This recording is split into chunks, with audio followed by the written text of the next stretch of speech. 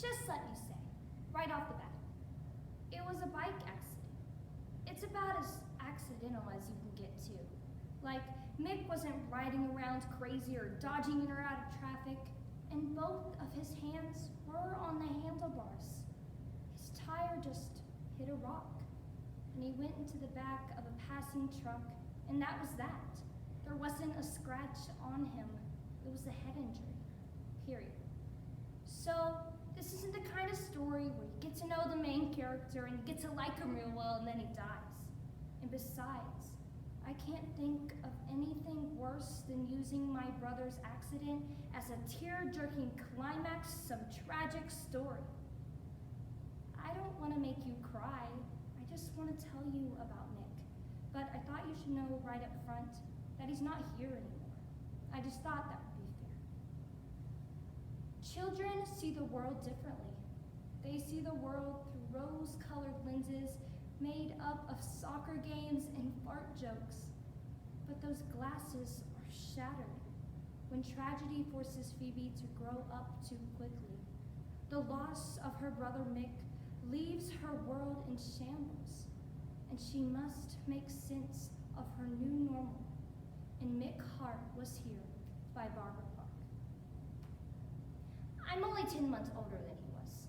I was planned, Mick was a surprise, and he loved it too, being a surprise I mean. He was always teasing my parents about it, telling them that even before he existed, he could outsmart 2 chemistry majors with birth control pills. He'd say, just imagine the amazing stunts I'll pull when I'm a sneaky, rebellious teenager. Then he'd throw his hands together and do that kind of evil laugh mad scientists do in the movies. Mwahahaha! The first big capper we pulled together was right after Mick started kindergarten. That's when we defaced our first property. To be specific, we carved the letters F, A, R, T in the new driveway. Mick promised that if I tell him the right letters, he would do a good job with his printing. And I mean, he did do a good job. His R was backwards, but at the time, neither of us knew the difference. We didn't do it to be bad. It's just I was learning how to spell, and Mick was learning how to print, and the cement sort of called to us. All I remember is how excited we were when we finished. By far, this was the funniest thing anyone had ever done in the history of the universe.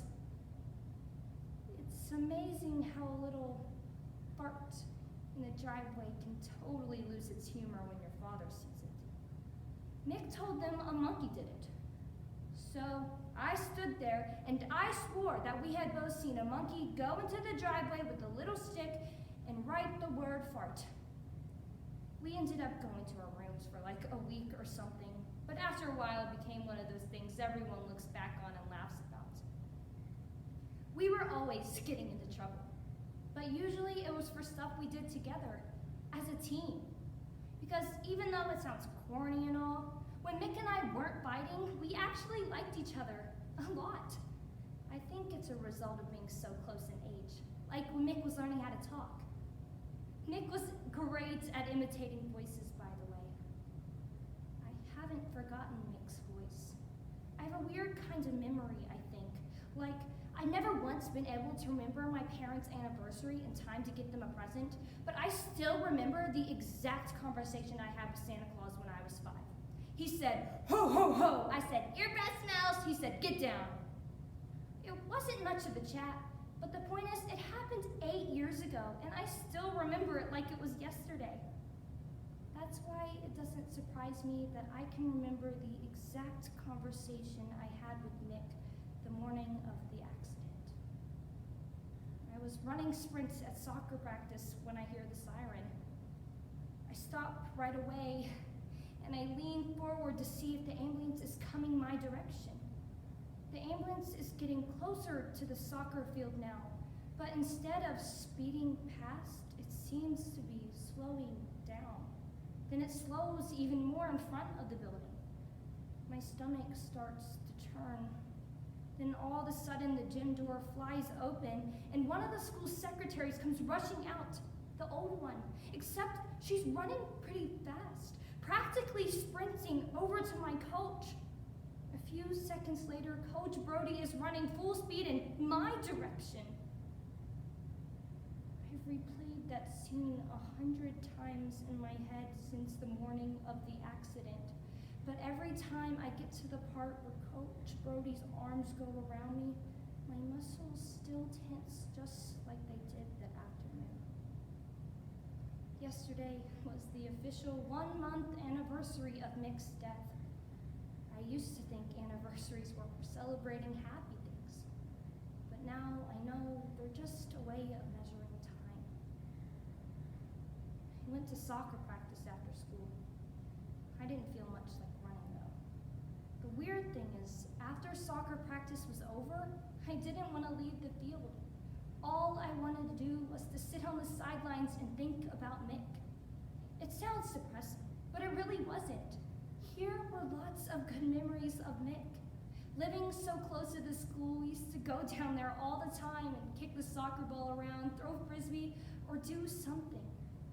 I smiled at the memories as I sat down on the grass. Unfortunately, right across the field from me, a group of noisy workermen were banging around, putting up a new set of bleachers. They were setting them in cement. So I decided to wait them out. It's another talent of mine.